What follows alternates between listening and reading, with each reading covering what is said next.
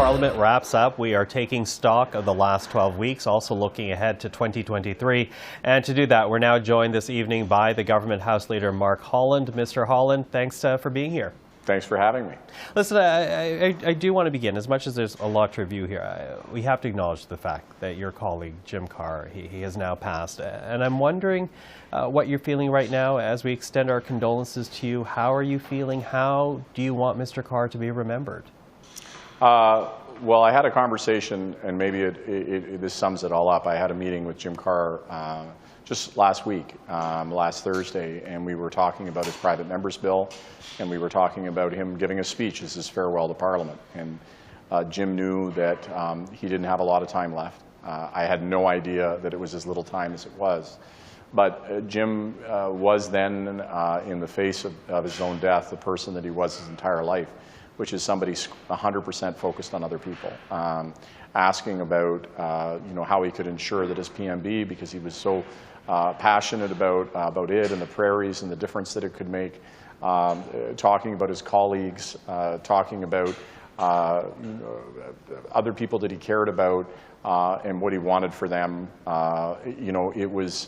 He's just that once-in-a-lifetime kind of individual who lights up every room they're in, who pours all of their energy into other people, who is an inspiration, and did it right to his last day. His whole life was about service, right to his last breath. And I think for a lot of us here, not just within the Liberal caucus, but I think our entire parliamentary family, he's going to have a very long legacy.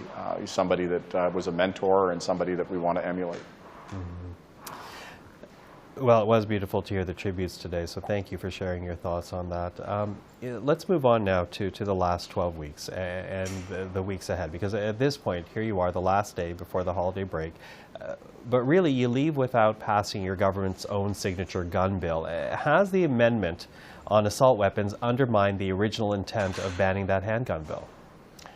No. I think that what's happened is we've opened up an important conversation on two very sensitive fronts that are incredibly important. On the one hand, we have those that have been victimized by gun crime, who've lost loved ones, who are themselves been victims, who are demanding action to ensure that weapons that are capable of mass destruction, weapons that are assault-style weapons, are taken off the streets. And we all need to be able to look at the victims of gun violence in the eyes and say that we've done everything that we can. And that's an important piece of that. At the same token, we know how important hunting is as something that's an essential part of the life of so many Canadians, not just in a contemporary sense, but over many generations. My grandfather was a hunter. And we know that hunters want to make sure that they can continue that lifestyle that's so important to them and such an important part of Canada. And so there's a lot of sensitivity there to make sure that they're not impacted and their ability to hunt isn't impacted. Those two things are in no way contradictory. And I think this is a moment and an opportunity to step back and make sure that we do get these assault-style weapons off the street and that we don't allow it to impact hunters. And so there's an important conversation that I think is taking place at committee, and it's going to take place with stakeholders over the next coming months. And as so often the case in Parliament when we're dealing with very contentious issues, it takes some time to find that middle ground, and it takes conversations, and you have to work through the sensitivities that are there. And so that's what's happening. That's, I think, very appropriate in this instance, and I think good progress is being made. Mm-hmm. As you say, talked about amongst committee members, but certainly some members do want this whole bill to go back for further study. Will that happen in the new year? Absolutely. We're looking at amendments and how we can make changes to make sure that any guns that are used in hunting are not captured in the legislation that's brought forward, making sure that we're talking to stakeholders to combat a lot of disinformation that's out there, frankly, about the bill. I think there are those that are actively looking for solutions, and I would suggest that there are those that are looking for problems and to exacerbate this for political advantage. And given the sensitivities that I just spoke about, I think that's highly inappropriate. I think that it's very important for us to focus on solutions, and that's very much where our mind is as we work through this. Mm-hmm. Now, you've heard the criticism, and I hear what you're saying right now, but one of the criticisms has been, or at least one of the questions has been, is why did the government not consult more broadly before actually bringing forward this amendment at what's been described as the 11th hour? Did the government fumble there? Should it have consulted more broadly?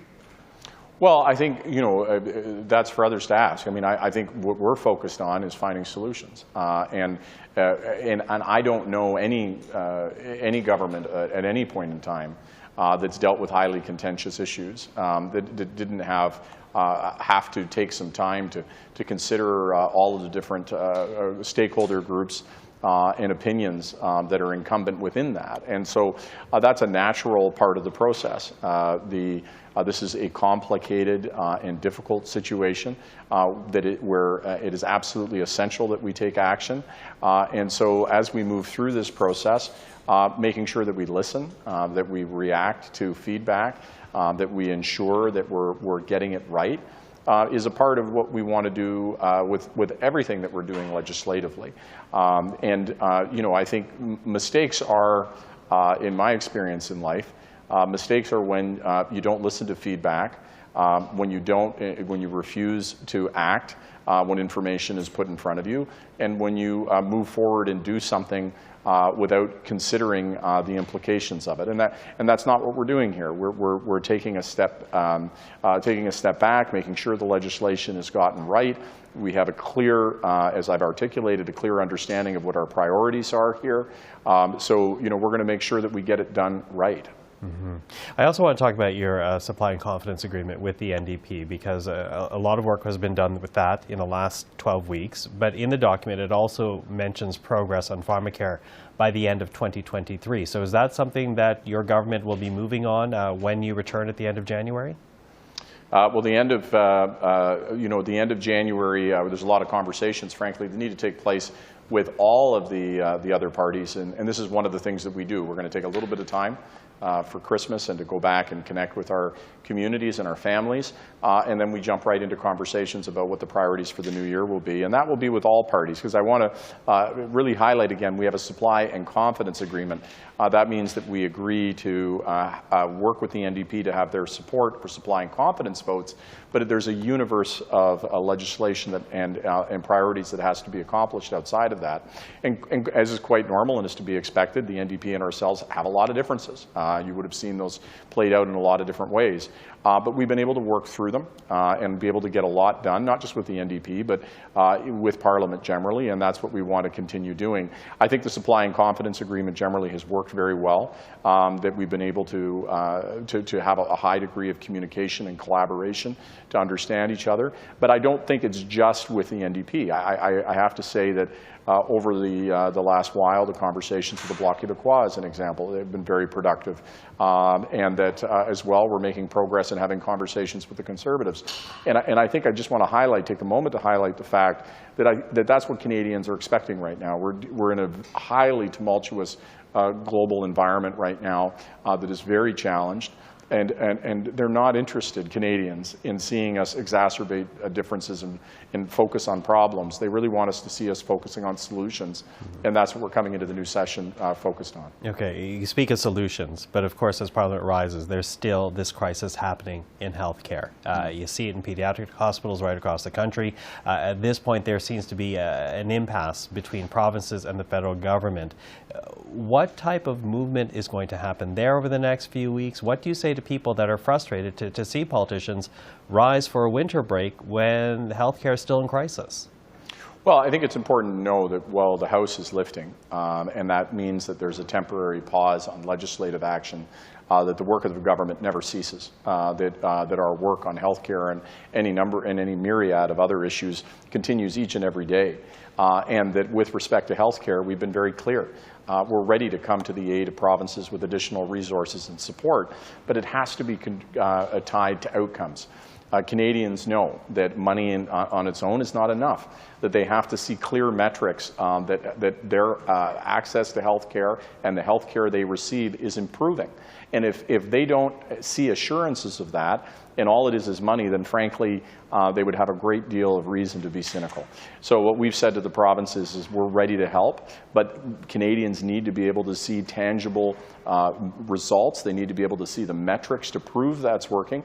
And of course, that is something that we're 100% committed to. So we need to act with urgency, but it isn't enough just to take some kind of placebo action. It has to be rooted in actual, tangible change that's improving the healthcare outcomes for Canadians. Mark Holland, thank you so much for the time tonight. Thank you.